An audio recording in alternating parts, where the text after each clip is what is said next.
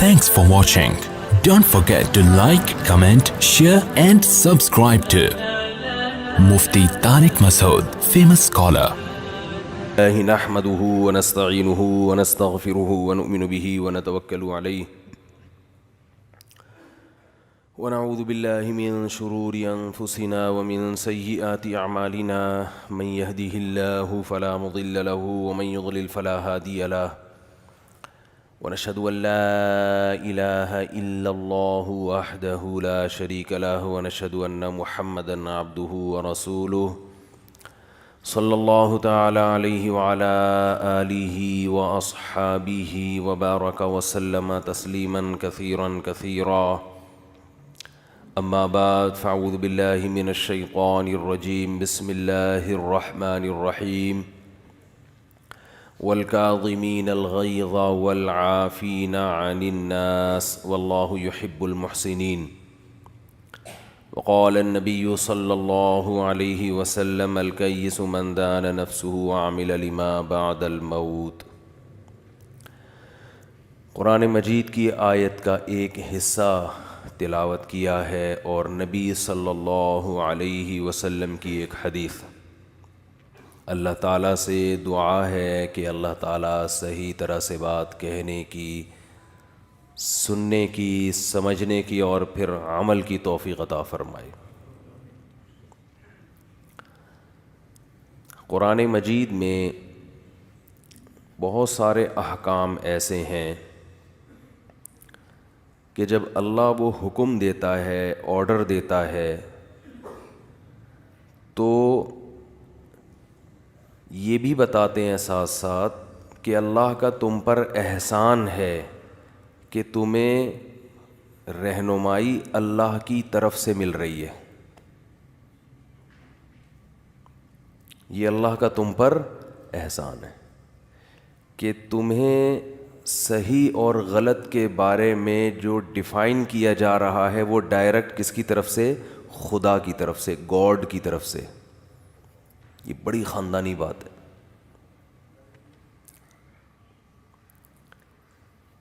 دنیا میں کسی کے پاس جو ایسا قانون نہیں ہے جس کی نسبت کس کی طرف ہو؟ بلواؤ یار، بندوق وہ کہاں ہے گارڈ؟ اس کو بولا یہاں کھڑے ہو جاؤ، جملہ مکمل کرنا ہے بھائی، ابھی بیان شروع ہوا ہے اور آپ ایسے بیٹھے ہوئے ہیں۔ دنیا میں کوئی قوم ایسی نہیں ہے جس کو جب یہ بتایا جاتا ہو کہ کیا کرنا ہے کیا نہیں کرنا تو یہ بتانے والا کون ہو؟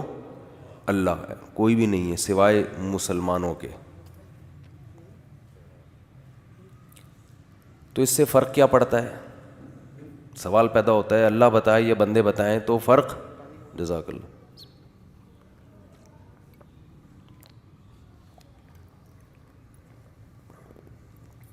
سوال پیدا ہوتا ہے کہ اس سے فرق کیا پڑتا ہے کہ اللہ بتائے یا بندے بتائیں؟ بعض لوگ کہتے ہیں اگر کوئی عقل مند کہے، عقل مند بتائے تو اس کی بات مان لینی چاہیے۔ اس سے فرق بہت زیادہ پڑتا ہے۔ جب کوئی بندہ آپ کو بتاتا ہے نا کہ صحیح کیا ہے غلط کیا ہے، تو اگر وہ یہ بات بتائے کہ ایسی بات بتائے، صحیح ایسی چیز کو کہے جس میں بظاہر فائدہ بھی ہو، لذت بھی ہو، مزہ بھی ہو، پھر تو آدمی کہتا ہے ٹھیک ہے بھائی، کیا خیال ہے؟ کیونکہ وہ تو مزیدار کام ہے، صحیح نہیں بھی ہوتا تو بھی کرتے ہم۔ جیسے دودھ پتی، بعض ڈاکٹر کہہ دیتے ہیں کہ اس سے دماغ تیز ہوتا ہے، ایسے ہی مشہور ہے، حافظہ تیز ہوتا ہے پتی سے، حالانکہ یہ کوئی ریسرچ نہیں ہے، لیکن یہ بات جب آپ سنیں گے تو آپ کو پتہ لگے گا کہ دودھ پتی پینا کیا ہے؟ صحیح ہے، تو اور پیے گا آدمی، تحقیق کی ضرورت محسوس نہیں کرے گا، مزہ ہے نا سٹے میں، کیا خیال ہے؟ یہ بھی سٹے کی ایک قسم ہی ہے۔ تو مسئلہ یہ ہے کہ جب کوئی اللہ کے علاوہ جب آپ کو کوئی بتاتا ہے کہ صحیح کیا ہے غلط کیا ہے تو وہ آپ جیسا انسان ہے. جب وہ آپ جیسا انسان ہے تو آپ اس سے بحث کر سکتے ہو کہ آپ کے پاس اس کے صحیح ہونے کی دلیل کیا ہے. سمجھ رہے ہیں کہ نہیں سمجھ رہے؟ کیونکہ وہ آپ کی طرح کا انسان ہے نا. اور اگر وہ یہ کہے کہ فلاں کام نہیں کرنا چاہیے, یہ کام کیا ہے, غلط ہے, رانگ ہے, تو سوال پیدا ہوتا ہے اس کے رانگ ہونے کی دلیل بولو نا کیا ہے, کیوں غلط؟ آپ کی طرح کی کھوپڑی ہے نا اس کی بھی. یہ جو مذہب مخالف لوگ ہیں نا, جو مذہب کو نہیں مانتے, یہ ایک بڑی دلیل مذہب کے باطل ہونے کی یہ بھی دیتے ہیں کہ مذہب جہاں ہوگا وہاں لڑائیاں اور اختلافات ہوں گے. دیکھو یہودی, عیسائی, مسلمان, ہندو, سکھ آپس میں کیا کر رہے ہیں؟ سب ایک دوسرے کو غلط, سب ایک دوسرے کے پیچھے پڑے رہتے ہیں. تو اگر آپ مذہب کو نکال دو گے نا تو اس سے ہر آدمی ایک دوسرے کے پیچھے پڑا ہوگا. ابھی تو ایک قوم دوسری قوم کے خلاف ہوتی ہے, لیکن یہ ایک قوم آپس میں متحد ہوتی ہے. جیسے مسلمان عیسائیت کے خلاف ہیں لیکن آپس میں سب اسلام کو مانتے ہیں. تو 1 ارب 22 کروڑ انسان تو ایک ٹاسک پہ جمع ہو گئے نا, ایک عقیدے پہ. یہودی مسلمانوں کے خلاف ہے لیکن ملینز ہیں یہودی, وہ آپس میں ایک نظریہ ہے ان کا. لیکن اگر آپ انسانیت سے مذہب کو کھینچ کے نکالیں گے تو پھر ہر آدمی ایک نیا فرقہ ہوگا, کیونکہ ہر آدمی کی کھوپڑی دوسرے کی کھوپڑی سے ممتاز اور جدا ہے. اتنے جیسے میں لوگوں سے کہتا ہوں نا, بالکل ایسے ہی کہ لوگ کہتے ہیں نا اسلام میں جو 4 فقہ ہیں, حنفی, مالکی, شافعی, حنبلی, یہ ختم کر کے ایک بناؤ, تو ایک نہیں بنیں گے, وہ ہر آدمی ایک نیا فرقہ ہوگا. قرآن حدیث کے نام پہ اگر آپ ان کو لگام نہیں دیں گے کہ کسی ایک فقہ کو فالو کرو, تو ہر آدمی قرآن و حدیث کے نام پہ ایک نئی ریسرچ لے کر آئے گا. اور میں پھر دوبارہ وہ بچپن کا واقعہ سنا دوں, بات آ گئی ہے تو. میرے پاس بچپن میں جب 17 سال میری ایج ہوگی اس وقت, 17 یا 18 سال, ویسے بچپن تو نہیں ہوتا, وہ جوان ہو جاتا ہے آدمی, آج کے لحاظ سے تو بچپن ہی تھا نا. تو ایک صاحب آئے اور مجھے کہنے لگے کہ تبلیغ کر رہے تھے مجھے مسجد میں, کہنے لگے کہ یہ جو اتنے فرقے ہیں اسلام میں, دیوبندی, بریلوی اور حنفی, مالکی, شافعی, حنبلی, میں نے کہا یہ دیوبندی بریلوی تو بات کی پیداوار ہے, تو اتنی تو ہمیں ٹوٹی پھوٹی معلومات تھی. ہم نے کہا اصل تو صحابہ کرام تھے, پھر ان پہ یہ جو کام ہوا, ریسرچ ہوئی, تو بہت سارے صحابہ کرام کی جو آرا تھیں وہ سمٹ کے 4 میں آ کے بند ہو گئیں, اور ان کی ریسرچ ہی کو اب لوگ فالو کر رہے ہیں.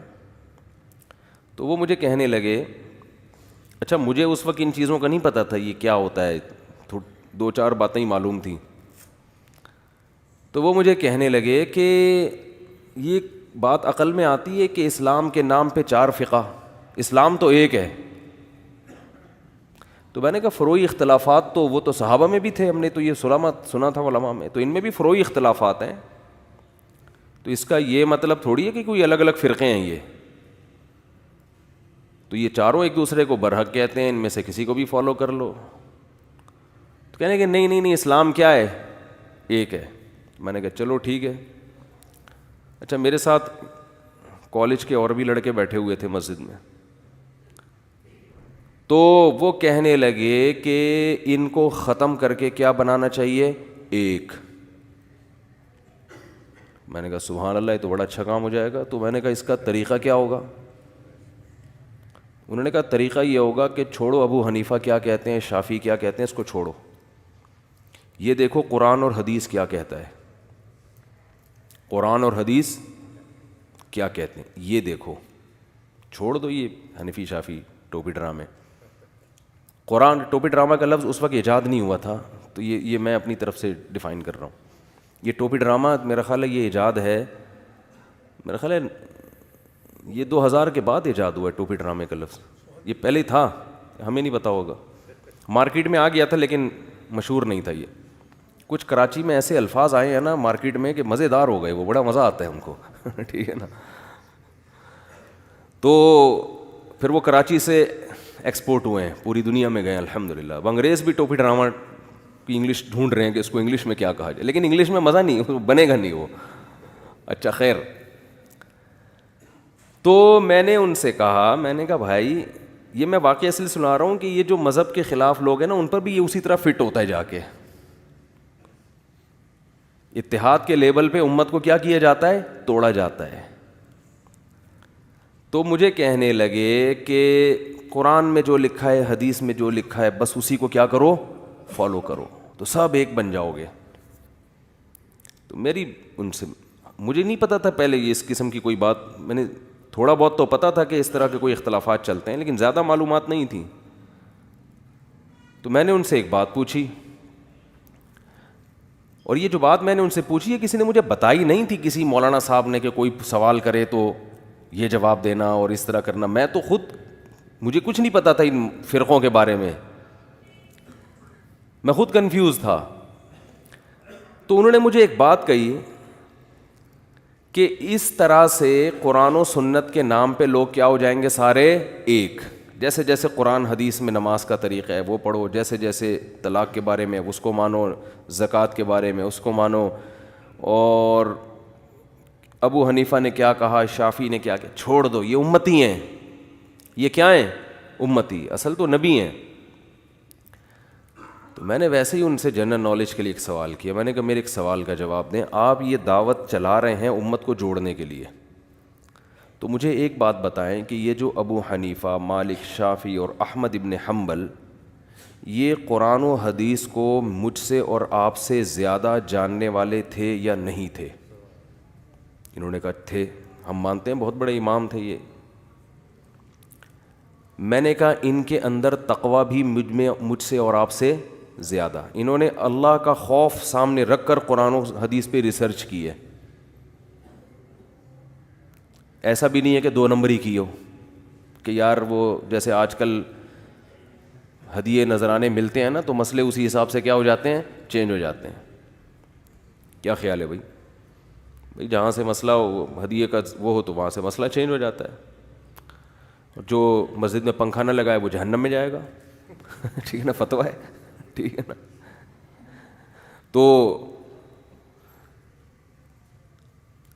تو میں نے کہا کہ ان حضرات نے تحقیق کی. اچھا میں نے کہا دوسری بات، پوری امت ان کو مجتہد مانتی بھی ہے. پوری امت ان کو مانتی ہے کہ یہ کسی نے اگر ان کے خلاف کچھ لکھا ہے تو وہ ایسا کہ وہ کالعدم ہے، یعنی اس کو کوئی نہیں مانتا. پوری امت جس میں آپ بھی داخل ہیں مانتے ہیں کہ یار یہ مجتہد بھی تھے. کہہ رہے ہاں. میں نے کہا جب ان چاروں نے، جن کا تقویٰ بھی مجھ سے اور آپ سے زیادہ، اور یہ صحابہ تابعین کے دور کے قریب پیدا ہوئے جو مزاج نبوت کو ہم سے زیادہ سمجھتے تھے، صحابہ تابعین، تبع تابعین کو دیکھا انہوں نے، ان کو نمازیں پڑھتے ہوئے دیکھا اپنے سامنے، اور ان کی ریسرچ بھی ہم سے زیادہ، اور ان پر پوری امت نے اعتماد بھی کیا. ان چاروں نے ریسرچ کی تو 4 بن گئے، 4 فرقے بن گئے. جب آپ ہر ایک کو بناؤ گے نا، 1 ارب 22 کروڑ مسلمانوں میں سے ہر شخص قرآن و سنت پہ براہ راست ریسرچ کر کے مسائل سامنے رکھے تو یہ 4 سمٹ کے ایک نہیں ہو جائیں گے، 1 ارب 22 کروڑ فرقے بنیں گے اس سے. میرا خیال ہے میں سمجھا نہیں پا رہا اپنی بات. یہ کتنے بن جائیں گے؟ میں نے کہا یہ چاروں نے جب ریسرچ کی، یہ 4 تو ایک ہو نہیں سکے، اور 4 کروڑ جب ریسرچ کریں گے تو وہ ایک نتیجے پہ آئیں گے. ہے بھائی، وہ ایک نتیجے پہ آئیں گے. جبکہ ان کے بارے میں جو ریسرچ کریں گے نا، آج یہ بھی نہیں پتا کہ یہ کمبخت ریسرچ کرنے میں مخلص بھی ہے کہ نہیں ہے. چورن بیچنا مقصد تو نہیں ہے اس کا. چورن بند کرنے کا نام لے کر خود اپنی دکان کھولنا تو نہیں چاہ رہا کہیں ہے، اس کے مفاد تو نہیں ہے. پھر اس کو قرآن و سنت پہ پوری ریسرچ ہے بھی، علم ہے بھی کہ نہیں ہے. پھر میں نے کہا اگر کوئی ایسا فنٹر پیدا بھی ہو گیا اس دور میں ایسا فنٹر پیدا ہو گیا کہ جو متقی بھی ہے, قرآن و حدیث کا اتنا بڑا عالم کہ ابو حنیفہ کو بھی کراس کر دیا اس نے, اور اس کی تحقیق بھی زبردست, تو اس کو مانے گا کون ہے؟ 4 آدمی بھی نہیں مانیں گے. ثابت کیسے کرے گا کہ میں اتنا بڑا فنٹر ہوں؟ اس کو مانے گا کون؟ 4 زندہ باد کے نعرے لگائیں گے تو 4 مرد آباد کے نعرے لگائیں گے. تو اس کو بھی اگر ایسا کوئی فنٹر پیدا بھی ہوگا نا, تو ہم اس کو کہیں گے اگر آپ کی اپنی ریسرچ ہے تو آپ اپنے پاس ہی رکھو, آپ لوگوں کو اپنا فالوورز نہیں بناؤ. آپ کی ہے نا تو آپ کر لو, آپ نہ کرو ابو حنیفہ کو فالو. ہر آدمی تھوڑی اتنا بڑا فنٹر ہے. اگر کوئی ایسا فنٹر پیدا ہو گیا, بات دوبارہ سے سمجھاتا ہوں, کوئی اتنا بڑا فنٹر تو سمجھتے ہیں نا, اتنا بڑا فنٹر پیدا ہو گیا کہ قرآن و سنت پہ اس کی ایسی خاندانی ریسرچ ہے کہ ابو حنیفہ کی بھی ایسی ریسرچ نہیں تھی, اور تقویٰ بھی ہے, للہیت بھی ہے, تو مجتہد ہے نا.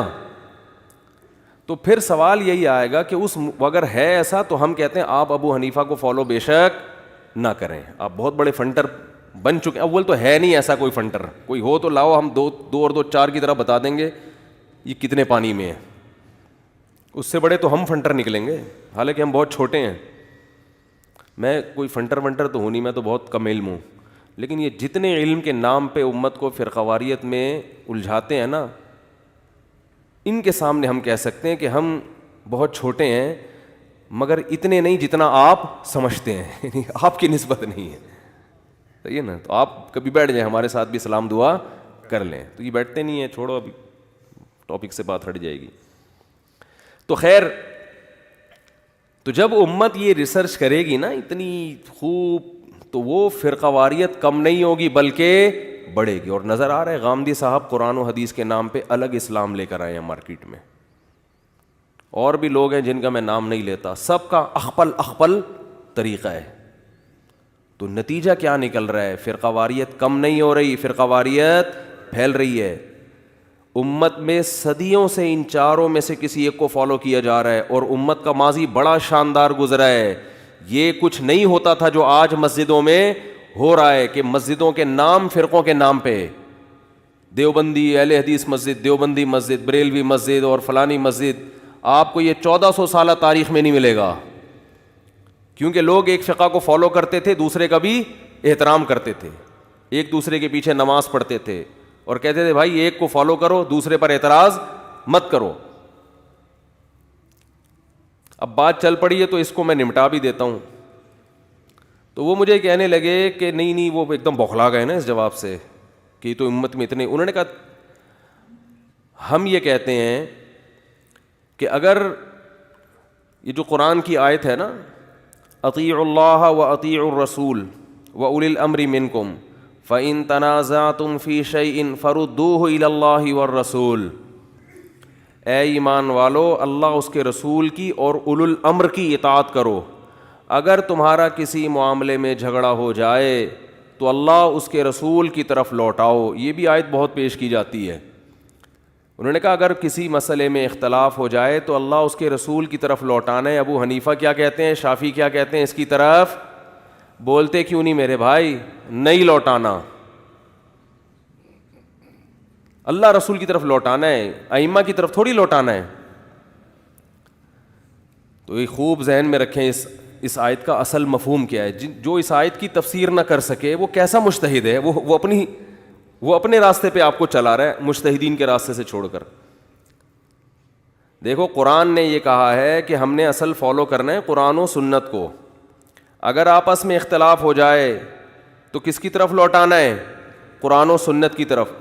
تو یاد رکھیں قرآن و سنت کی طرف لوٹانا, جو آدمی مکمل قرآن و سنت جانتا ہے وہ براہ راست قرآن و سنت کی طرف لوٹائے گا.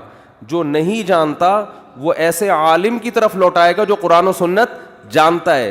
تو اس عامی آدمی کا قرآن و سنت جاننے والے عالم کی طرف لوٹانا قرآن و سنت ہی کی طرف لوٹانے کے مترادف ہے. نہیں یاری میرا حال واسم. اس لیے علماء نے اس کی تفصیل میں لکھا ہے فردوہ الی اللہ و رسولہ کا جب عوام سے خطاب ہوگا تو اس کا مطلب فردوہ الی العالم بکتاب اللہ ورسولہ، ایسے عالم کی طرف لوٹاؤ جو کتاب اللہ اور اس کے رسول کو جانتا ہے، حدیث اور قرآن و حدیث کو جانتا ہے. تو ایک مجتہد کا ابو حنیفہ کی طرف لوٹانا یہ قرآن و حدیث ہی کی طرف لوٹانا ہے.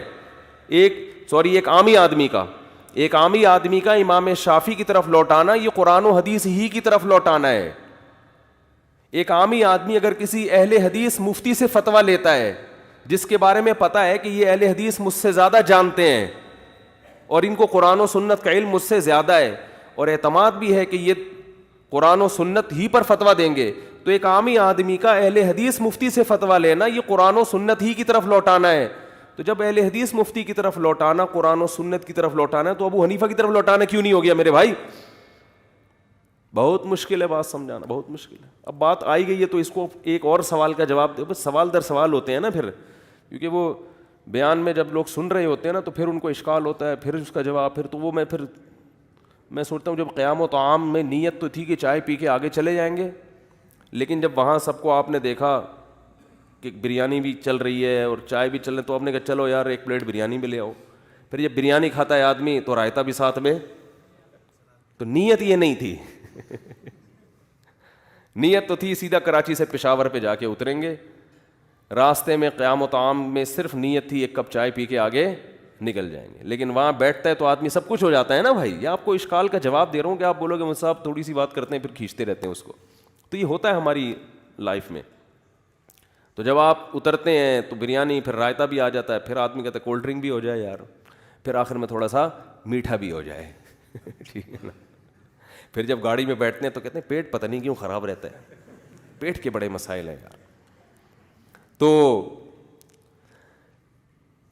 ایک اور سوال ہوتا ہے، اور دوسرا اس آیت کی جو اصل تفسیر ہے وہ میں نے آپ کو بتا دی. دوسری بات یہ ہے کہ عام آدمی کا عالم کی طرف لوٹانا وہ اس لیے قرآن و سنت کی طرف لوٹانا ہے. ایک جماعت المسلمین والے مجھ سے نا اسی آیت پہ الجھ گئے. اچھا میرے جو شروع کے مناظرے ہوتے تھے مجھے کوئی کتابیں تو پتہ نہیں ہوتی تھی، تو میں اسی کی آیت سے اس کا جواب دے دیتا تھا کہ یار اس آیت کا تو مجھے جو مطلب سمجھ میں آ رہا ہے تو میرے جیسے نالائق کو سمجھ میں آ رہا ہے. آپ تو اپنے بارے میں دعویٰ کرتے ہیں کہ محقق ہیں آپ، ہم تو جاہل ہو کے اس کا مطلب سمجھ رہے ہیں، آپ اتنے بڑے محقق ہو کے. میں نے کہا مجھے ایک بات بتاؤ، یہ جو قرآن نے کہا ہے کہ اے ایمان والو اللہ اس کے رسول کی اور اولو الامر کی اولو الامر پہ تو میں بھی آ نہیں رہا ہوں، اولو الامر کی اطاعت کرو. اگر آپس میں اختلاف ہو جائے تو اللہ اس کے رسول کی طرف لوٹاؤ. میں نے کہا یہ آیت آپ نے پڑھی ہے، ابو حنیفہ اور شافعی نے نہیں پڑھی تھی؟ کہہ رہے ہاں پڑھی تھی. میں نے کہا یہ آیت پر وہ عمل کر چکے ہیں، اس لیے کہ انہوں نے ان کے سامنے قرآن و سنت تھا، تو ان کے سامنے یہ آیت کی جب بھی اختلاف ہوگا نا کہ صحیح کیا ہے غلط کیا ہے تو فالو کس کو کرنا ہے؟ بولو نا، قرآن و سنت کو. تو انہوں نے قرآن و سنت کو فالو کیا، بہت سے مسائل میں ان کے اختلاف کیا ہو گئے؟ ختم. تبھی چاروں اماموں کے لاکھوں مسائل میں اتفاق ہے، اس لیے کہ پہلے ان کی رائے مختلف تھی، جب قرآن و سنت پہ غور کیا تو وہ ایک رائے پہ جمع ہو گئے. جیسے نمازیں کتنی فرض ہیں؟ 5. 3 طلاقوں کے بعد بیوی حرام، یہ ریسرچ کے بعد ہی تو آئے نا سامنے. داڑھی سب کے نزدیک کیا ہے؟ بولو نا بھائی، ضروری ہے.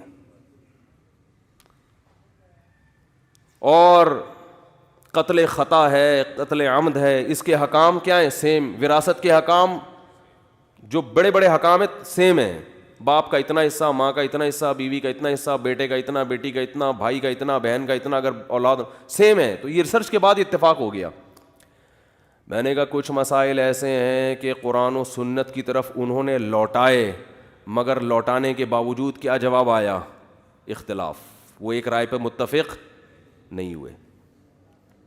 جب وہ ایک رائے پر متفق نہیں ہوئے تو اب اس کو دوبارہ لوٹانا یہ ایک عبث حرکت ہے، فضول حرکت ہے.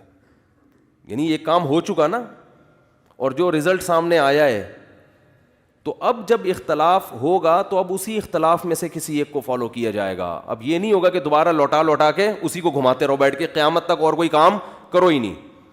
تو مجتہدین نے اس آیت کی روشنی میں قرآن و سنت پر جب ریسرچ کی ہے تو بہت سے اختلافات ان کے ختم ہو گئے، اور بہت سے اختلافات باقی رہ گئے. اب جو باقی رہ گئے اس کو ختم کرنا ممکن نہیں ہے. اس کو ختم کرنے کی کوشش کرو گے تو ٹائم ویسٹنگ کے علاوہ کچھ بھی نہیں ہے, وہ اسی طرح رہیں گے. اب تو وہ جواب میں مجھے جماعت المسلمین والے کہتے ہیں کہ یہ ممکن نہیں ہے. اگر آپ اچھی نیت کے ساتھ قرآن و سنت کی طرف لوٹاؤ گے نا تو اختلاف باقی بولتے کیوں نہیں رہے گا. تو میں نے ان سے فوراً کہا, میں نے کہا چلو میرا اور آپ کا اختلاف ہو گیا. میں کہتا ہوں کہ قرآن و سنت کی طرف جب ہم مسئلے کو لوٹائیں گے تو بہت سے مسائل میں اتفاق ہو جائے گا, بہت سو میں اتفاق پھر بھی نہیں ہوگا, اور پھر اسی اختلاف کو باقی رکھا جائے گا. بس اللہ کی منشا یہی ہے کہ اللہ یہ اختلاف چاہتا ہے امت میں, اس میں حکمتیں کیا ہیں ایک الگ ٹاپک ہے. پھر اس کو حل کرنے کی کوشش جائز نہیں ہے, یعنی حل کا مطلب جائز نہیں ہے اس کو زبردستی کہ بس اس کو ختم ہی کرنا ہے اور دوسرا فریق غلط ہے اور میں ہی صحیح ہوں, یہ پھر صحیح نہیں ہے. کہہ رہے نہیں ایسا نہیں ہو سکتا. میں نے کہا چلو ہم دونوں کا کیا ہو گیا, اختلاف ہو گیا نا بھائی, ہم دونوں کا اختلاف ہو گیا. میں کہہ رہا ہوں کہ قرآن و سنت کی طرف لوٹانے کے بعد بھی کیا ہوگا, بہت سے مسائل میں اتفاق اور بہت سے میں کیا ہو جائے گا پھر بھی اختلاف. اور آپ کہہ رہے ہیں اختلاف ختم ہو جائے گا, تو یہ ایک ایسا مسئلہ ہے جس میں میرا آپ سے کیا ہو گیا اختلاف. قرآن اور سنت کی طرف لوٹا دیتے ہیں اس کو. ارے اس اختلاف کو ختم کرنے کے لیے کہاں لوٹاتے ہیں ہم, قرآن و سنت کی طرف. اگر میں حدیث سے ثابت کر دوں کہ قرآن و سنت کی طرف لوٹانے کے بعد اختلاف رہتا ہے بسا اوقات, اور پھر وہ دونوں فریق صحیح ہوتے ہیں, غالب آ گیا نا. اور آپ قرآن و سنت سے ثابت کریں گے کہ نہیں یہ غلط ہے. اب عقلی دلائل نہیں دینے, کیونکہ آپ کا خود دعویٰ ہے کہ اختلاف کو کہاں لوٹاؤ, قرآن و سنت. تو میں نے ان سے کہا کہ مشہور حدیث بنو قریظہ والی جو بار بار سناتا رہتا ہوں, بخاری مسلم کی حدیث ہے. نبی صلی اللہ علیہ وسلم نے ایک فریق کو بھیجا کہ عصر کی نماز بنو قریظہ پہنچنے سے پہلے نہ پڑھو. جماعت کو بھیجا آپ نے. راستے میں عصر کا وقت قضا ہونے لگا. صحابہ کی رائے میں اختلاف ہو گیا کہ پڑھنی ہے کہ نہیں پڑھنی. اب اختلاف ہو گیا نا, اب اس کو کہاں لوٹائیں گے یار. بولنے پر کیا مسئلہ کیا ہے مجھے بتاؤ یار, اتنا تو یہ تو ٹینشن دینے والی بات ہو گئی نا. بولو قرآن و سنت کی طرف لوٹائیں گے, تو کہاں لوٹائیں گے, صحابہ نے قرآن و سنت کی طرف لوٹایا. قرآن و سنت میں ہے حافظوا علی الصلوات والصلاۃ الوسطی, نمازوں کی حفاظت کرو خصوصاً درمیانی یعنی عصر کی نماز. آیت کہہ رہی ہے کہ عصر قضا کرنے کی آپ کو اجازت, شکر ہے آواز آئی تھوڑی سی, اجازت نہیں ہے. زندہ باد, اب ہو گیا نا کام. اور دیگر احادیث بھی کہہ رہی ہیں کہ عصر ضائع کرنے کی آپ کو اجازت نہیں ہے. لیکن ایک حدیث کہہ رہی ہے کہ آپ لوگوں کے لیے حکم یہ کہ آپ نے عصر چھوڑنی ہے, وہاں پہنچنے سے پہلے نہیں پڑھنی. تو جن فریق نے یہ دیکھا کہ نبی کی اسپیسیفک اس حدیث کو کوڈ کیا انہوں نے کہ یار ہمیں خطاب کر کے نبی نے فرمایا کہ آپ بنو قریظہ پہنچنے سے پہلے عصر نہیں پڑھ سکتے, تو اٹ مینز نہیں پڑھ سکتے. بھائی جس نبی نے قرآن ہمیں دیا اور جس میں آتا ہے کہ درمیانی نماز کی حفاظت کرو, اسی نبی نے ہمارے بارے میں کیا کہا ہے, نہیں پڑھو. اور اطیعوا اللہ واطیعوا الرسول, جو من یطیع الرسول فقد اطاع اللہ. یہی دلائل ہوں گے نا جو ان کے ذہن میں آئے ہوں گے. جو اللہ رسول کی اطاعت کی اس نے اللہ کی اطاعت کی. تو گویا یہ ایک طرح سے ہماری آزمائش ہے. انہوں نے کہا نہیں پڑھیں گے. قرآن و سنت کی طرف لوٹا رہے ہیں کہ نہیں لوٹا رہے, رزلٹ آ رہا ہے نہیں پڑھنا. دوسرا فریق کہہ رہا ہے بھائی نبی کی مراد یہ نہیں تھی, نبی کوئی عالم الغیب تو نہیں ہے. آپ کا خیال تھا کہ ہم مقام پہ آرام سے پہنچ جائیں گے, جنگ تھے, حالات خراب تھے, راستے میں خطرہ ہے, لیکن آپ کو یہ علم تھوڑی تھا کہ قضا ہو جائے گی. اس کے بارے میں حدیث خاموش ہے کیونکہ یہ سچویشن نبی کے سامنے تھی نہیں. تو جو عمومی دلائل ہیں اثر پڑھنے کے وہ ہمارے لیے بھی ہیں, وہ صرف تمہارے لیے نہیں ہیں, وہ ہمارے لیے سب کے لیے ہیں, وہ ان سے کوئی مستثنا نہیں ہے. اور اس حدیث میں تعویل کی انہوں نے کہ حدیث کا یہ مطلب نہیں ہے. اب ہمارے دور کا کوئی ہوتا نا, کہتے ہیں مطلب کچھ نہیں ہوتا, مطلب کچھ نہیں ہوتا. امام ابو حنیفہ نے فرمایا جب صحیح حدیث آ جائے سر آنکھوں پہ, میرے قول کو دیوار پہ مار دو. تو جب ہم نے صحیح حدیث پیش کر دی اثر نہیں پڑھنا, اب مطلب نکال رہے ہو بیٹھ کے ہیں, مطلب یہ آج کل مارکیٹ میں یہ چل رہا ہے. یہ اس نام پہ چورن بک رہے ہیں, اس نام پہ کیا ہو رہا ہے, پھنکیاں بیچ رہی ہیں, بک رہی ہیں اور چورن بچ رہے ہیں. مطلب کچھ نہیں ہوتا, بس نبی نے فرما دیا نہیں پڑھو تو نہیں پڑھو, کچھ بھی نہیں. جن کا خیال یہ تھا پڑھنی چاہیے انہوں نے پڑھ لی, جن کا خیال یہ تھا نہیں پڑھنی چاہیے انہوں نے نہیں پڑھی. اور اتنا بڑا اختلاف اسلامی تاریخ میں شاید ہو بھی نہیں سکتا. یہ چھوٹا اختلاف نہیں تھا. ہمارا اختلاف رفع الیدین پر ہوتا ہے کہ نماز میں رکوع میں جاتے ہوئے کانوں تک ہاتھ اٹھانے کے نہیں اٹھانے, یہ ہوتا ہے. ان کا اختلاف یہ تھا کہ نماز پڑھنی بھی ہے کہ نہیں پڑھنی. حج میں اختلاف ہوتا نا کہ حج کرنا ہے کہ نہیں کرنا, چھوٹا اختلاف تھا. زکوٰۃ میں ہوتا, چھوٹا اختلاف تھا. نماز سے بڑھ کر توحید کے بعد اسلام میں کوئی حکم بولو نہیں ہے. اور نماز کی سنتوں میں نہیں ہو رہا کہ اس سے پہلے 4 سنتیں پڑھنی ہے کہ نہیں پڑھنی ہے, فرض میں ہو رہا ہے. رکعتوں میں اختلاف نہیں ہو رہا کہ 2 پڑھنی ہے کہ 4 پڑھنی ہے. وجود میں اختلاف کہ پڑھنی بھی ہے کہ نہیں پڑھنی.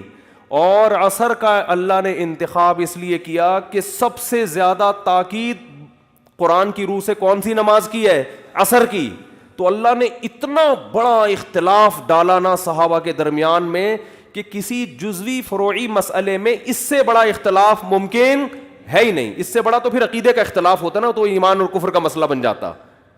اس سے بڑا اختلاف قیامت تک ممکن نہیں ہے. تو اللہ نے اپنے نبی کے دور میں یہ اختلاف صحابہ سے کروا کے پھر نبی سے تصدیق کروا دی کہ یہ دونوں فریق کیا ہیں, درست ہیں. یہ تصدیق کروا کے یہ دروازہ ہمیشہ کے لیے بند کر دیا کہ میں صحیح ہوں اور تو کیا ہے, تو کہاں جائے گا, جہنم میں. ٹھیک ہے نا, تو تورات اور انجیل کو فالو کرتا ہے اور وہ قرآن و سنت کو فالو. بھائی دونوں طرف دلائل ہوتے ہیں, کوئی ایک دلیل کو لے کے دوسرے میں تعویل کرتا ہے, کوئی ادھر کو لے کے اس میں تعویل کرتا ہے. میں نے ان سے کہا مجھے ایک بات بتاؤ, انہوں نے تو قرآن و سنت کی طرف لوٹایا اور اس کے باوجود کیا رہا, اختلاف. جب یہ نبی کے پاس گئے ہیں تو اب نبی اس اختلاف کو حل کر سکتے تھے کہ کون صحیح تھا اور کون غلط, لیکن نبی نے یہ اختلاف حل بولو نا نہیں کیا. باقی ہے ایک اشارہ دے دیا قیامت تک کے لیے, کیونکہ میں آپ گویا بزبان حال آپ صلی اللہ علیہ وسلم نے بتا دیا کہ میں ہمیشہ تھوڑی رہوں گا تمہارے درمیان. آج میں حل کر دوں گا کون صحیح تھا کون غلط تھا, کل کون کرے گا, تو بس اس کو ایسے ہی رہنے دو. پولیس بلوائے, میرے پاس پولیس والے بھی آ رہے ہیں. اس دن موبائل آئی پولیس کی, میں ڈر گیا. میں نے کہا پتہ نہیں, میں بہت بار بیان میں بلاتا ہوں نا پولیس بلواؤ پولیس بلواؤ, تو بچوں نے کہا ببو پولیس آئی ہے. اڑے میں نے کہا پولیس والے تک پہنچ گئی بات. تو خیر میں نے ان کو بٹھایا, میں نے کہا جی وہ کوئی گھریلو مسئلہ تھا. پولیس یار پولیس والوں کے ساتھ مسائل گھر کے. پولیس والے کہیں بھی جائیں نا ہوٹل پہ, 2 پراٹھے فوراً آ جائیں گے, ہوتا ہے نا, چائے فوراً آ جائے گی. گھر میں نہیں ہوتا ہے ایسے.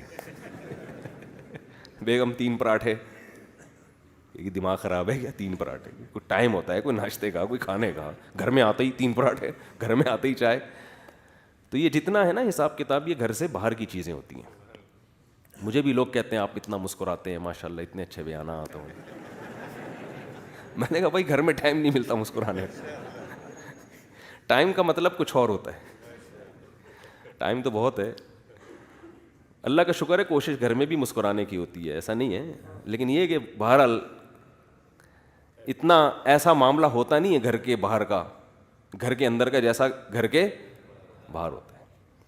تو خیر, تو اختلافات ختم کرنے کے لیبل لگائے جا رہے ہیں اور عنوانات بہت اچھے ہیں, لیکن اختلافات اس سے ختم ہونے کے بجائے ہر آدمی فنٹر بنا ہوا ہے. مجھ سے مسئلہ پوچھو, اچھا پھر دلائل پہ دلائل کہ بھئی قرآن و حدیث تو اللہ نے بہت آسان رکھا ہے, جو چاہے سمجھ لے. میں نے کہا یہ کون سی آیت میں آسان رکھا ہے؟ انہوں نے کہا یہ آیت ہے, قرآن میں آتا ہے وَلَقَدْ يَسَّرْنَا الْقُرْآنَ لِلذِّكْرِ فَهَلْ مِن مُدَّكِرٍ. ہم نے قرآن کو نصیحت کے لیے آسان کر دیا, کوئی ہے سمجھنے والا؟ میں نے کہا یہ آیت آپ کی سمجھ میں نہیں آئی, آپ باقی آیتیں کیا سمجھاؤ گے یار؟ اس میں تو اللہ نے خود بتا دیا کہ میں نے قرآن کو نصیحت کے لیے آسان کر دیا ہے. فقہی مسائل کے لیے اللہ نے قرآن کو آسان کیا ہوتا تو مجتہدین کے اختلافات کیوں ہوتے اس میں؟ مشاہدے سے بڑھ کر کوئی دلیل ہے؟ کسی کے ابا مر جائیں نا تو قرآن سے وہ خود ترجمہ پڑھ کے وراثت کے مسائل لکھ کے لے آئے. کیوں لوگ علماء کے پاس آتے ہیں کہ ابا کا کتنا حصہ ہے, اماں کا کتنا حصہ ہے؟ بعض لوگ کہتے ہیں علماء کے پاس اس لیے آتے ہیں صرف گائیڈنس, رہنمائی مل جائے قرآن و سنت کی طرف. تو تفسیریں تو لکھی ہوئی ہیں نا, ترجمے بھی ہیں تفسیر, وہاں سے پڑھ کے مسائل لکھ لو نا. نہیں لکھے جاتے,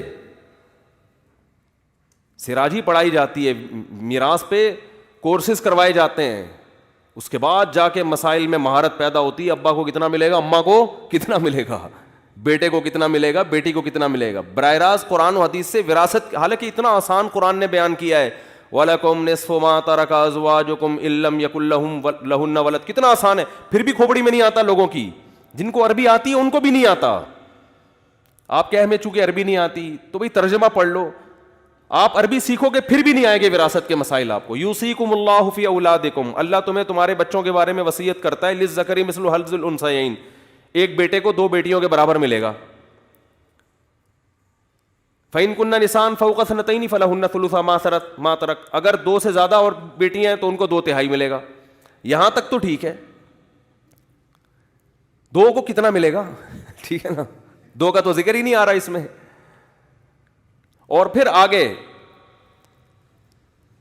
یہ پوری آیتیں اگر آپ پڑھنا شروع کریں, فَإِن كُنَّ نِسَاءً فَوْقَ اثْنَتَيْنِ فَلَهُنَّ ثُلُثُ مَا تَرَكَ وَإِن كَانَتْ وَاحِدَةً فَلَهَا النِّصْفُ وَلِأَبَوَيْهِ لِكُلِّ وَاحِدٍ مِّنْهُمَا السُّدُسُ إِن لَّمْ يَكُن لَّهُ وَلَدٌ. اگر اولاد نہ ہو تو ہر ایک کو, ابا اماں میں سے ہر ایک کو 1/3 ملے گا. سمجھ رہے ہیں نا, کتنا آسان کر کے بیان. وَلَكُمْ نِصْفُ مَا تَرَكَ أَزْوَاجُكُمْ, تمہاری بیوی مر گئی تو تمہیں آدھی ملے گی جائیداد. إِن لَّمْ يَكُن لَّهُنَّ وَلَدٌ, بشرطے کہ اس کے بچے نہ ہوں. فَإِن كَانَ لَهُنَّ وَلَدٌ, اگر اس کے بچے ہیں, فَلَكُمُ الرُّبُعُ, تمہیں 1/4 ملے گا. یہ ابھی سمجھ میں آ رہا ہے, لیکن کوئی بندہ آ جائے نا کہ میری بیوی مر گئی کتنا ملے گا, قرآن سے دیکھ کے بتائیں, تو بسا اوقات وہ 1/4 حصہ اس کا نکل ہی نہیں رہا ہوتا, کیونکہ اتنے بچے لے رہے ہوتے ہیں, یا سدس نکل نہیں رہا ہوتا. پھر اول ہوتا ہے, پھر اس میں رد ہوتا ہے. اول اور رد کے حکام ہوتے ہیں کہ وراثت کم پڑ گئی ہے, حصے زیادہ ہیں, تو ان میں کیسے ہر ایک کے حصے میں کمی کی جائے گی. بعض دفعہ حصے کم ہے, وراثت زیادہ ہے, تو ہر ایک کا حصہ کیسے بڑھایا جائے گا, کس کا بڑھانا ہے, کس کا نہیں بڑھانا. تو اتنے آسان کر کے بھی بیان کیا. لیکن آپ کسی ڈاکٹر کے پاس چلے جائیں جو MBBS ڈاکٹر ہو اور بہت بڑا ڈاکٹر ہو, آپ اس سے بولیں یار آپ میں تو اللہ نے کھوپڑی بھی دی ہے, تبھی تو اتنا پڑھ لیے نا آپ, اور عربی گرامر بھی آپ کو آتی ہے, اب آپ بتا دو, کہے گا بھائی یہ ججز نہیں بتاتے. عدالت میں وراثت کے جتنے کیسز ہیں مفتیوں کے پاس آتے ہیں. ابھی پرسوں ایک میرے پاس آیا ہوا تھا کیس کہ جج نے فتویٰ مانگا ہے, بھائی فتویٰ لے آؤ تو میں اسی کے حساب سے فیصلہ کر دوں گا. تو جج کیوں مجبور ہے فتوے پر, اس کو پتا ہے بھائی یہ ہماری فیلڈ نہیں ہے. تو یہ تو وہ مسائل ہیں, باقی تو اور بڑے مسائل ہیں. تو میں نے ان سے کہا یہ جو قرآن میں اللہ کا حکم ہے وَلَقَدْ يَسَّرْنَا الْقُرْآنَ لِلذِّكْرِ, ہم نے نصیحت کے لیے قرآن کو آسان کر دیا ہے, مسائل کے لیے نہیں ہے. مسائل کے لیے دوسری آیت ہے, وَأَنزَلْنَا إِلَيْكَ الذِّكْرَ لِتُبَيِّنَ لِلنَّاسِ مَا نُزِّلَ, یہاں ذکر سے مراد قرآن ہے. اس کے کیا دلائل ہیں ایک الگ ٹاپک ہے. ہم نے قرآن کو نازل کیا لِتُبَيِّنَ لِلنَّاسِ, تاکہ اے نبی آپ کھول کھول کے بیان کریں. پتہ چلا حدیث کے بغیر قرآن سمجھ میں, ارے بولو نا, نہیں آئے گا. آگے اللہ نے فرمایا وَلَعَلَّهُمْ يَتَفَكَّرُونَ, پھر یہ بھی غور و فکر کریں گے. تو صرف حدیث بھی کافی نہیں ہے, یتفکرون, ان کو بھی تفکر کرنا پڑے گا. تو وہ لوگ تفکر کریں گے جو مکمل قرآن و سنت جانتے ہیں, اور تفکر کی ان میں صلاحیت بھی ہے. ہر آدمی میں کھوپڑی استعمال کرنے کی صلاحیت نہیں ہوتی, اور یہ حدیث سے ثابت ہے. رب حامل فقہ غیر فقیہ, حدیث میں آتا بہت سے لوگ حدیث جانتے ہیں مطلب نہیں جانتے. یہ خود نبی کے الفاظ ہیں, صحیح حدیث ہے یہ. رب حامل فقہ غیر فقیہ, آپ نے فرمایا حدیث سن کے آگے پہنچا دیا کرو, اس لیے کہ بعض دفعہ جس کو پہنچاتے ہو وہ تم سے زیادہ اچھا مفہوم حدیث کا جانے گا. بہت مشکل ہے اس دور میں بات سمجھ. علم نہیں ہے, معلومات ہیں. ہمارے استاذ فرمایا کرتے تھے علم الگ چیز ہے, معلومات الگ. کتابیں پڑھ کے معلومات آ جاتی ہیں. علم مدرسوں کی چٹائیوں پہ 8-8 10-10 سال اپنی دن اور رات جب آپ وہاں گزاریں گے نا, اپنی جوانی قربان کریں گے, اپنے بزرگوں کی جوتیاں سیدھی کریں گے, ماں باپ سے اور اپنے گھر والوں سے دور رہیں گے, ہاسٹل میں جا کے مدرسوں کے ماحول میں جب آپ رہیں گے, استاذوں کا احترام کریں گے کہ آپ ان سے سیکھتے ہیں. ہم نے الحمدللہ, میں کوئی سب بار بار کہتا ہوں بھائی میں کوئی بہت بڑا فنٹر نہیں ہوں, میں تو بہت ہی نالائق آدمی ہوں. ہم جیسے نالائقوں نے 8 سال مدرسے میں بیت الخلا اپنے ہاتھوں سے صاف کیا الحمدللہ, واش روم, حالانکہ گھر میں کبھی زندگی میں ایک دفعہ بھی نہیں کیا ہوگا. تو علم الگ چیز ہے, معلومات بولتے کیوں نہیں؟ علم ادب سکھاتا ہے, بڑوں کا احترام سکھاتا ہے. جب آپ کا کوئی بڑا عالم ہوگا, آپ کی رائے اس کے خلاف بھی ہوگی, آپ کہو گے یار یہ میری سوچ کی غلطی ہے, یہ مجھ سے زیادہ جانتے ہیں. اگر معلومات ہوگی نا, علم نہیں ہوگا, آپ اپنے بڑے کو بولو گے اس کو کیا پتا, اس کو بولو نا اس کو کیا پتا, پتا تو مجھے ہے, یہ تو فارغ آدمی ہے, میں قرآن حدیث میں کسی کو نہیں مانتا, کوئی بھی آ جائے. تو وہ ہوتی بدتمیزی ہے, اس پہ لیبل کیا لگایا جا رہا ہوتا ہے, بولو. اور بزرگوں کے احترام پہ لیبل شخصیت پرستی کا لگایا جا رہا ہوتا ہے کہ یہ شخصیت پرست ہیں, اپنے بزرگوں کو مانتے ہیں. تو ہر چیز کو, حالانکہ واقعی حقیقت یہی ہے کہ اگر بزرگوں کی بات قرآن و سنت کے خلاف دلائل سے ثابت ہو جائے تو ان بزرگوں کی بات کو چھوڑنا لازم ہے, یہ ہمارا عقیدہ ہے. میرے ایک اہل حدیث سے بات ہو رہی تھی, میں نے کہا میرا یہ عقیدہ ہے کہ اگر کسی کے سامنے 2 اور 2 4 کی طرح ثابت ہو جائے نا کہ ابو حنیفہ کا قول 100% غلط ہے اور حدیث میں جو لکھا ہے صحیح ہے, پھر بھی وہ ابو حنیفہ کی تقلید کرتا ہے, میرا فتویٰ ہے اسی وقت کافر ہو جائے گا وہ, کیونکہ وہ ابو حنیفہ کو نبی پر کیا کر رہا ہے, ترجیح. مگر میں نے کہا یہ فیصلہ کرنا کہ یہ قول ابو حنیفہ کا قرآن و سنت کے خلاف ہے, یہ آپ کی رائے اس میں نہیں چلے گی, اس میں آپ کی رائے نہیں چلے گی. آپ ایک طرف کے دلائل دیتے ہو اور اس میں عامی آدمی کی رائے بھی ہے, اس کی رائے چلے گی جو مجتہد ہو. یہ حق امام شافعی کو ہے, ابو یوسف کو ہے, امام محمد کو, امام احمد بن حنبل کو ہے.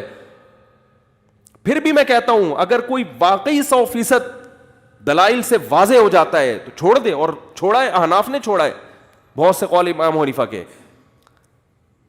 تو ہم ایسے غلوف کے قائل نہیں ہیں کہ پتھر پہ لکیر بن جائے ان کی بات اور زمین آسمان ادھر سے ادھر ہو جائے, نہیں چھوڑنا, ایسا نہیں ہے. لیکن ایسا بھی نہیں ہے جیسا آپ کر رہے ہو, یہ تو امت کو توڑ رہے ہو آپ.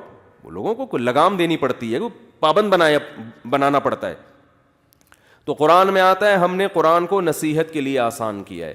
نصیحت کے لیے آسان کا مطلب کیا ہے؟ دیکھو قرآن کا ایک خطاب تمام دنیا کے تمام انسانوں سے ہوتا ہے. قرآن جب انسانوں سے خطاب کرتا ہے اس میں طلاق اور وراثت کے مسائل نہیں بیان کرتا. کیا خیال ہے بھائی؟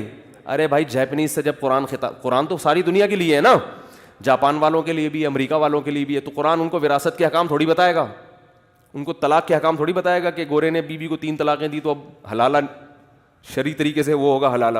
قرآن ان کو کیا پتا اس چیز کا. جیسے ایک ملحد کا مناظرہ میں نے دیکھا, وہ بار بار اس پر آ رہا ہے نا کہ اسلام میں یہ حکم ایسا, یہ حکم ایسا. او بھائی پہلے اس کو اس پر لے کر آؤ کہ خدا ہے یا نہیں ہے, یہ تو اگلا اسٹیپ ہے. خدا کو مانو گے تو پھر آگے بہت سے مسائل حل ہوں گے, پھر اسٹیپ بائی اسٹیپ انسان آتا ہے. جیسے بہت سے لوگ اسلام کا جو تصور پیش کرتے ہیں نا, غیر مسلم جو اسلام پہ اعتراض کرتے ہیں, اسلام میں چور کا ہاتھ کاٹنا ہے, اسلام میں جو شادی شدہ آدمی رجم کرے, زنا کرے, اس کو اتنی سخت سزا ہے, پتھروں سے مار کے ہلاک کر دو. او بھائی یہ چیز بالکل اینڈ میں ہے, صحیح ہے نا. اسلام سب سے پہلے, پھر وہ 4 شادیاں خود بخود آ رہی ہیں, میں لا نہیں رہا. اسلام سب سے پہلے عورت کو پردے کا حکم دیتا ہے کہ عورت بے پردہ ہو کے گھر سے باہر نہ نکلے. پھر اسلام مرد کو جلدی شادی کی ترغیب دیتا ہے.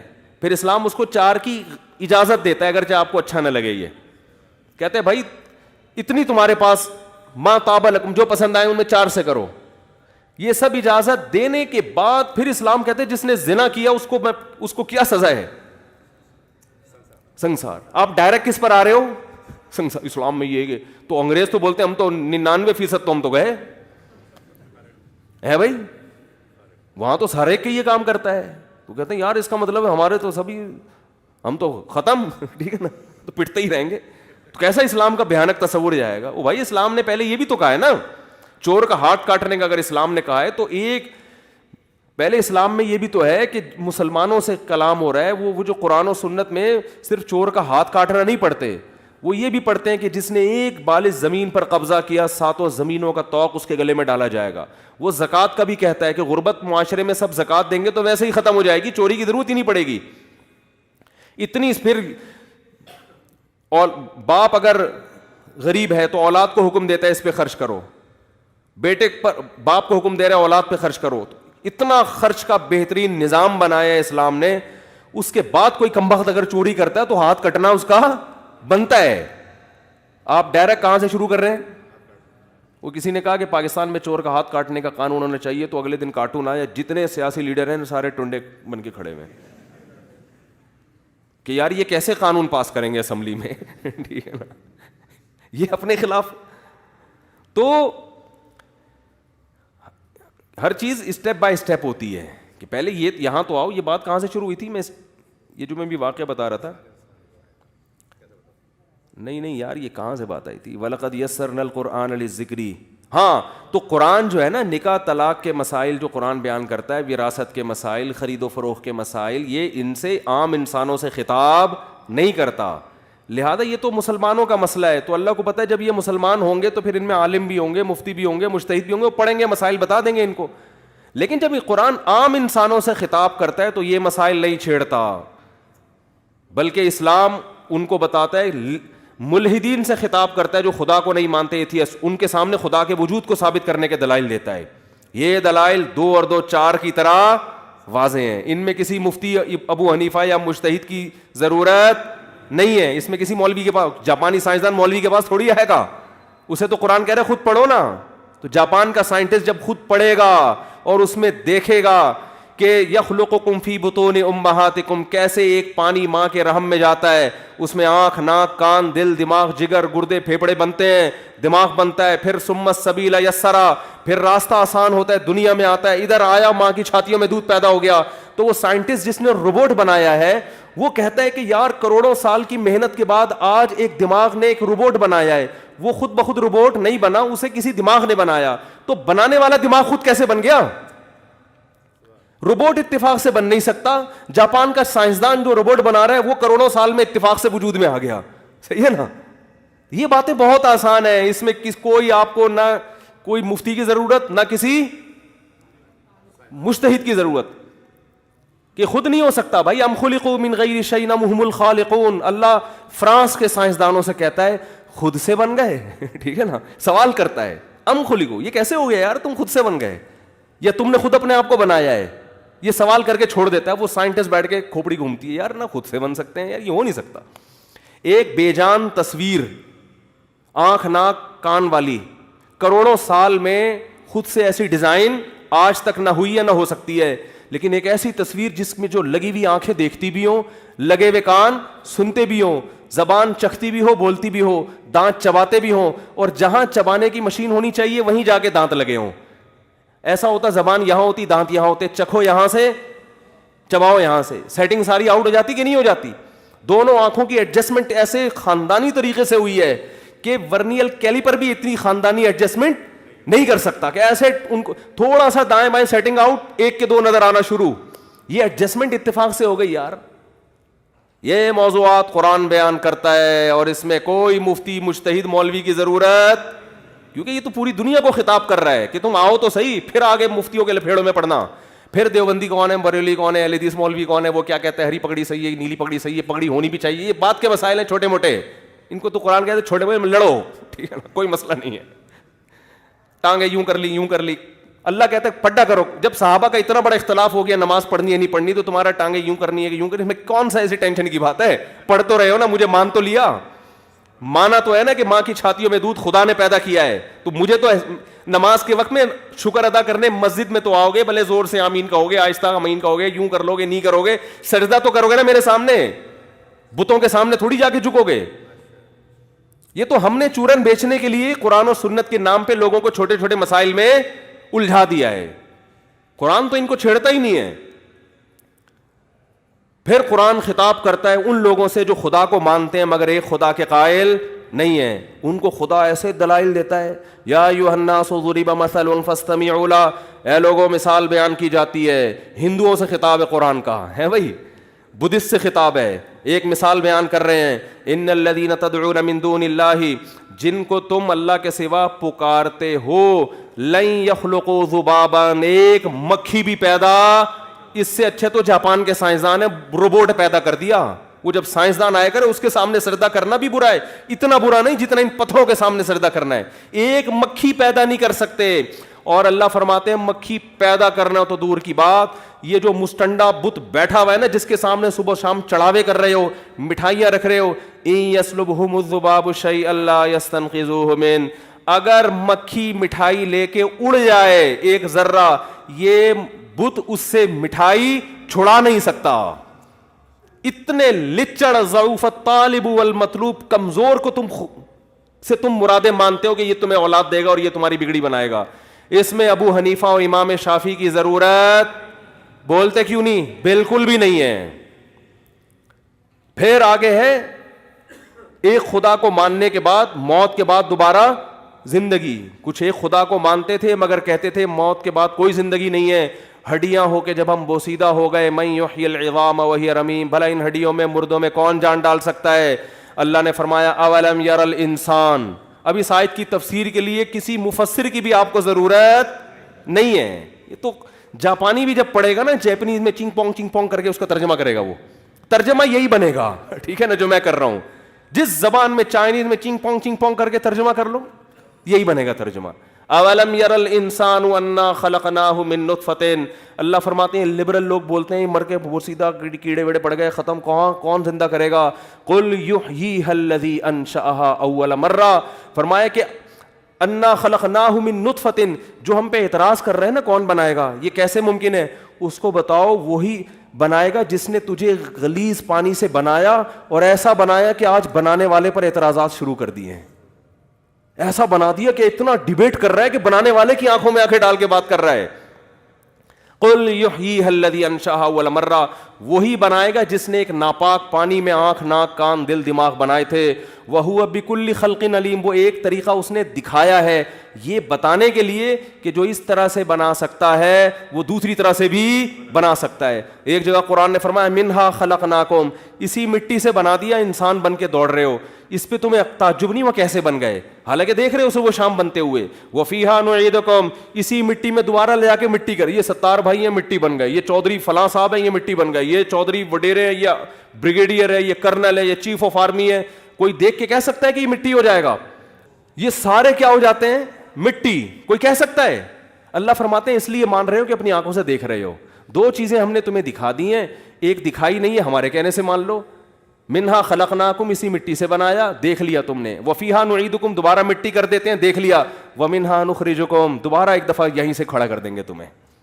یہ دکھایا نہیں ہے. عقل مند میری قدرت پر ایمان لا کے میرے کہنے سے مان لیں گے, بے وقوف اسی بحث میں پڑیں گے یار یہ مٹی سے دوبارہ انسان کیسے بنے گا. اللہ فرماتا دو چیزیں تو تمہیں دکھا دی ہے نا, اس چیز کے لیے آپ کو اپنے مسجد کے امام سے بھی پوچھنے کی ضرورت, بولتے کیوں نہیں ہے.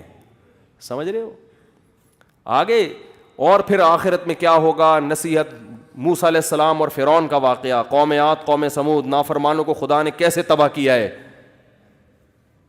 اور جو لڑکوں سے بدکاری کرتی تھی جو قوم, اس پر خدا کا کیسا غضب نازل ہوا. ان چیزوں کے لیے کسی مجتہد کی ضرورت نہیں ہوتی. آگے جب مسائل میں ڈیپ میں جائیں گے, لا کی بات آئے گی, قانون کی بات آئے گی, اس میں ڈیبیٹ ہوگی, اس میں بحث ہوگی, اس میں بعض احکام زمانے سے تبدیل ہو جائیں گے. سمجھ رہے؟ جیسے نبی کے دور میں مسجدوں میں عورتیں جایا کرتی تھیں, جب نبی کا دور آخر نبی دنیا سے چلے گئے, امی عائشہ نے فرمایا کہ اگر نبی ہمارے دور میں ہوتے عورتوں کو مسجد میں آنے سے روک دیتے, بخاری میں ہے. تو بعض لوگوں نے امی عائشہ کے اس قول کو لیا, امام حنیفہ نے, بھائی عورتیں مسجد میں نہیں آئیں گی, فتنہ ہو رہا ہے. بعض نے کہا نہیں بھائی نبی کے دور میں جب آتی تھی تو اب بھی آئیں گی, لا تمنعوا اماء اللہ من المساجد, نبی فرمایا عورتوں کو مسجد میں آنے سے مت روکو. بعض نے اس حدیث کو لیا, بعض نے اس کو, دونوں کی رائے ٹھیک ہے. تو یہ زمانہ تبدیل ہونے سے کیا ہو رہے ہیں, چینج ہو رہے ہیں. آج میری رائے یہ جو ناقص رائے ہے, اس زمانے میں عورتوں کو آنے دینا چاہیے. فتنہ ہے مگر نہ آنے میں جو فتنہ ہے وہ اس سے بھی بڑھ کر ہے, وہ بالکل ہی ان کا تعلق ختم, لیکن ایک رائے ہے, اس سے اختلاف ہو سکتا. ان چیزوں میں عامی آدمی کو فنٹر بننے کی اجازت کہ جی حدیث میں تو یہ آتا ہے, حدیث نمبر یہ, تو جو یہ آتا تو یہ یوں کر رہا ہے, ٹھیک ہے نا, تو یہ یوں ہے. اس سے لوگ قرآن و حدیث کے نام پہ ٹوٹیں گے, اور ٹوٹتے ٹوٹتے 1 ارب 22 کروڑ فرقے بنیں گے.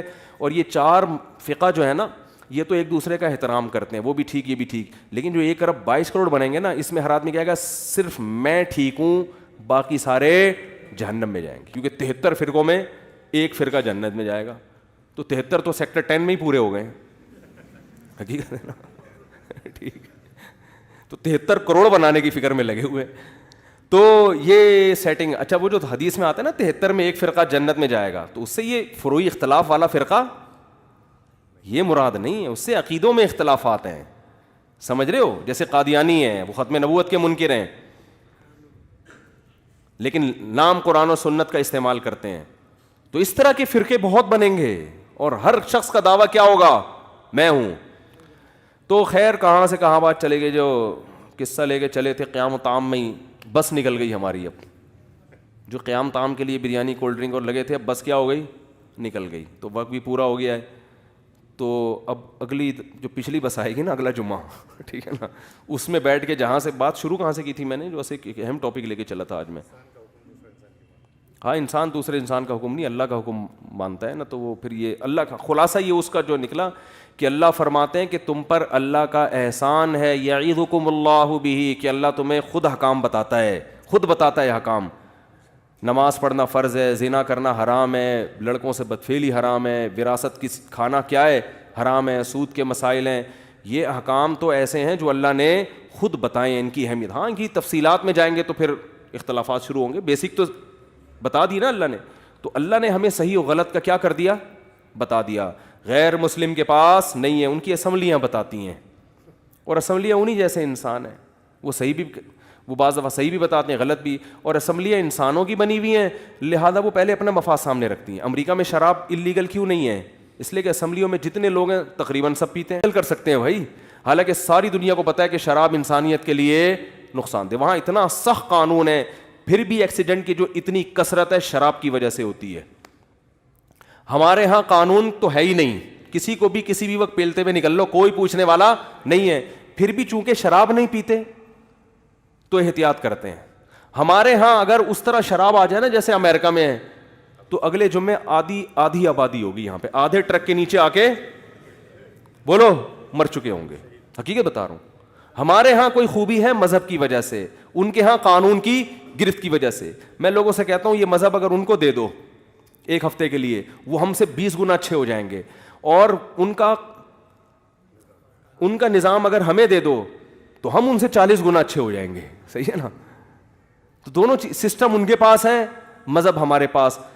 تو ہم مذہب سے چل رہے ہیں, ہماری حکومتوں نے ہمیں برباد کرنے میں کوئی کسر نہیں چھوڑی. ہم ابا کو گھر میں اس لیے تھوڑی رکھ کے پالتے ہیں کہ حکومت میں جیل ہو جائے گی, کوئی جیل نہیں. آپ ابا کو باہر کہیں بھی جمع کرا دو, گورنمنٹ آپ کو نہیں پوچھتی. ان کے ہاں ایسا نہیں ہے. ابا اگر مر رہے تھے تو اولڈ ہاؤس میں فون کیوں نہیں کیا بھائی آپ نے, وہ آ کے اٹھا کے لے جاتے اس کو, گھر سے باہر کیوں پھینکا آپ نے. تو ان کے ہاں قانون ہے جس کی وجہ سے گرفت سے وہ, جہاں قانون ان کے ہاں ڈھیلا ہوا گئے کام سے, ٹھیک ہے نا. ہمارے ہاں قانون کی گرفت تھوڑی سی اچھی ہو جائے نا تو ہم تھے تو اچھا, پھر دنیا میں کوئی ہوگا نہیں میرے بھائی. ہمارے یہاں تو باقاعدہ گورنمنٹ لیول پہ کرپشن سکھائی جاتی ہے, بتائی جاتی ہے. تو خیر اللہ کا ہم پر احسان ہے کہ اللہ ہمیں خود گائیڈ کرتا ہے, ہر چیز میں بتاتا ہے. تو بھائی مسلمان کو چاہیے پھر اللہ ہی سے گائیڈنس لیا کرے. آپس کے جو اختلافات ہیں وہ علماء کے پاس جایا کریں. یہ جو قرآن کی آیت ہے نا, اس کا اصل مفہوم یہی ہے کہ جب آپس میں تمہارا فَإِن تَنَازَعْتُمْ اختلاف ہو جائے تو اسلام کو فالو کرو, اپنے قبیلوں کو فالو. اصل مطلب اس آیت کا یہ ہے, جہاں ڈالا جاتا ہے نا وہ نہیں ہے. اصل مطلب یہ ہے کہ ایمان والو اللہ رسول کے اور اولو الامر کی اطاعت کرو, جس کا نتیجہ یہ ہے کہ اب اگر تمہارا کبھی اختلاف ہوگا تو قرآن و سنت سے پوچھنا ہے, یعنی اسلام سے پوچھنا ہے, علماء کے پاس جانا ہے. وہ علماء جو اہل حق بھی ہوں اور قرآن و سنت کو جانتے بھی ہوں. اپنے خاندانی اختلافات, سیاسی اختلافات علماء سے حل کرانے ہیں. یہ مطلب ہے اس آیت کا. لوگ اپنے قبیلوں کو فالو کرتے ہیں کہ ہماری رسم یہ ہے. ایک صاحب نے مجھے کہا مجھے اپنی بیگم پہ شبہ تھا, میں نے گولی مار دی. میں نے کہا یہ تو نہیں اسلام میں جائز ہے. کہہ رہے ہماری رسم ہے, یہ ہمارے یہاں ایسا ہی ہوتا ہے. اس بندے مرد سے بات کر رہی تھی, نامحرم آدمی تھا. میں نے کہا یہ تو غلط ہو گیا. کہہ رہے بھائی ہمارے یہاں یہی ہوتا ہے. اس کو سوچنا چاہیے تھا کہ جب بات کروں گی تو بندہ کیا کرے گا, ٹھا کرے گا. میں نے کہا بھاگ جائے یہاں سے ورنہ حکومت نے پکڑ لیا تو تجھے ٹھا کر دے گی. ٹھیک ہے نا. اب مجھے نہیں پتا کہاں بھاگا, ایسا نا پولیس والے اگلی موبائل آئی, وہ بندہ کہاں ہے بتاؤ. ہمارے پاس تو 100 لوگ آتے ہیں, پتہ نہیں کون آیا کہاں چلا گیا. تو ہم پکڑ بھی نہیں سکتے اس کو. جو اس کو ٹھا کر سکتا ہے میں نہیں ٹھا کر سکتا. وہ آپ کیسے پولیس کو فون کیوں نہیں کیا آپ نے؟ بھائی میں پولیس کو فون کرتا, وہ کہتا ہے جہاں ایک ٹھا ایک اور ٹھا. ہمارے یہاں پھر یہ بھی ہوتا ہے کہ جو مخبری کرے اس کو بھی کیا کرتے ہیں, ٹھا. وہ تو اسلام پہ چل نہیں رہا, وہ تو ہمارے ہاں پہ چل رہا ہے. اس کا اپنا ہاں جو بھی ہے وہ اس پہ چل رہا ہے. تو یہ غلط ہے. اختلاف کس سے حل کروانا ہے, اسلام کیا کہتا ہے. اللہ عمل کی توفیق عطا فرمائے. وما علینا الا البلاغ.